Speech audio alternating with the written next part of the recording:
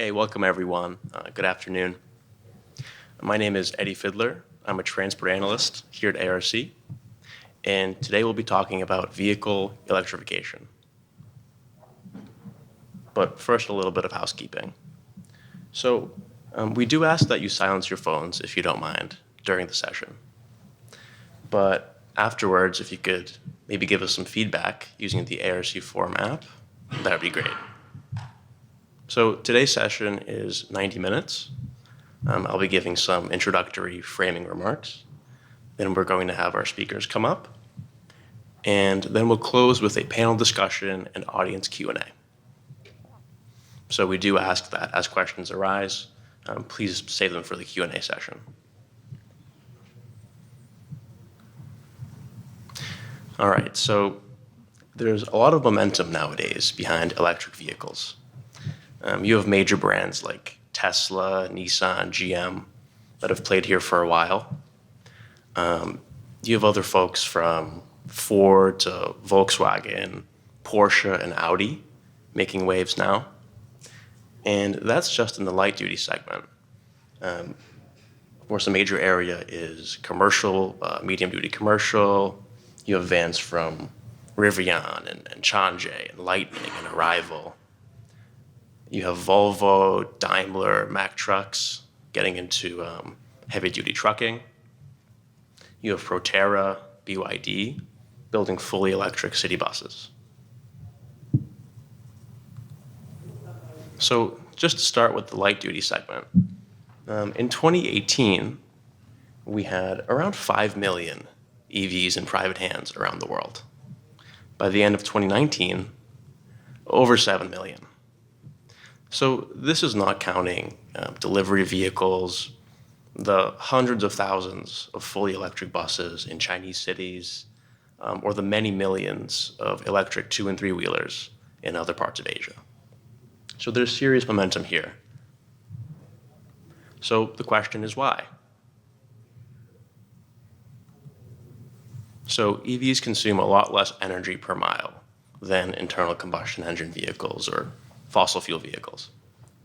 They have fewer moving parts, so they enjoy an advantage in maintenance and longevity. There are zero tailpipe emissions. They're basically silent, provide you instant torque, and have a really sizable resale value due to their lithium-ion batteries, even when they're partially depleted. So let's start with energy. So EVs convert energy to propulsion a lot more effectively than fossil fuel vehicles. So generally, your battery electric car will have an MPG equivalent around 3x that of a comparable fossil fuel vehicle. So here we're showing energy costs per mile for an internal combustion sedan and a comparable battery electric in urban areas in 3 major markets. So as you can see, even here in the United States with relatively mild fuel taxes, the advantage is still the battery electric owner spends about 50%. In China, that figure is about 1/3. Now, EV owners, of course, also don't have to worry about oil changes, ignition coils going out, engine sludge, and all kinds of items like that. So those were some general considerations, but let's look a little bit closer at fleets. So fleets are electrifying, from ride-hailing and taxi fleets to city buses, delivery, trucking, and even some more niche applications like underground mining vehicles or urban construction and police as well. So a lot of this comes down to total cost of ownership considerations. So here we have a depiction of net present cost over the life of 2 vehicles. In blue, we have a fossil fuel, and in orange, we have an equivalent battery electric. So as you can see, the electric has a higher upfront cost. But as those operating cost advantages we talked about, fuel, maintenance, accumulate, the battery electric ends up cheaper than the internal combustion by the end. So what's circled there in red is the total cost of ownership. So of course, this considers opportunity cost of capital, and usually that acts against any purchase with a high upfront cost. But because this is a fleet application with a high utilization rate, they're really able to squeeze out those operating cost advantages so quickly that they overcome the high upfront cost and the opportunity cost of capital as well. So lower costs are one thing, but if you're a fleet operator, you're also very concerned with input cost fluctuations. So here we took data from EIA on the prices of diesel and commercial electricity for about 10 years. So the graphic up top shows you an index of those prices. You have diesel in orange and commercial power in blue. Well, as you can see right away, the diesel price spikes 60%, plummets, and spikes again. And if you actually quantify that volatility as we do beneath, the diesel volatility is about 10x that of the commercial power. So it's a real consideration.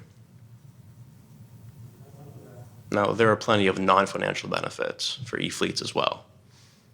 Well, you're polluting a lot less, and eventually you'll be polluting none as our power grids clean up. It reduces your exposure to a growing body of regulation all around the world. EVs are a lot more comfortable for your customers and your operators as well. And it's a great boon to your image and public relations as a sustainable, clean fleet. So fleets are taking notice and taking action. UPS has recently ordered 10,000 electric delivery trucks for its global fleet. IKEA has committed to fully electric home delivery in the next 5 years. Lyft is incentivizing its drivers to go electric. Waymo has purchased tens of thousands of EVs for its taxi fleet.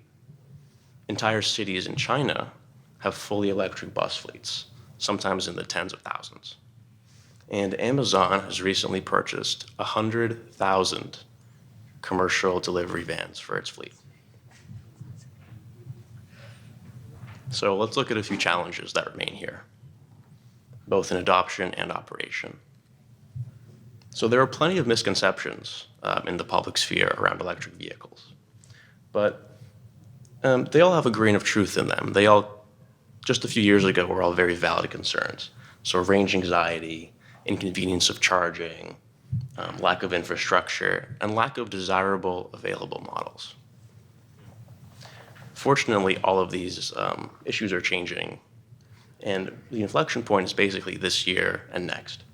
So newer models have very sizable ranges. And just to show you a snapshot of the charging infrastructure, on the top right, we have Tesla's supercharger network. And as you can see, they have basically every major highway in the US covered. And if they don't, they're about to. Those are the great points. Now, they've done something similar in East Asia and Europe, and all of the other charging networks are not far behind. Another point here is grid stability. So on the bottom right, we're showing charging load from EV owners in California. So as you can see, everyone comes home at 5, 6 o'clock, they plug in, and the result is what we call the shark fin curve. Now you can imagine something very similar occurring when a fleet of e-buses comes home to the depot after a shift, right? They all plug in, there's a spike on the grid. So there are really real challenges here, and there are tech solutions to these challenges, as well as government and policy solutions. They both have a role to play. So to that end, let's welcome our speakers. So first, Chris Castro, the head of sustainability and resiliency at the City of Orlando, will tell us about his city's EV initiatives.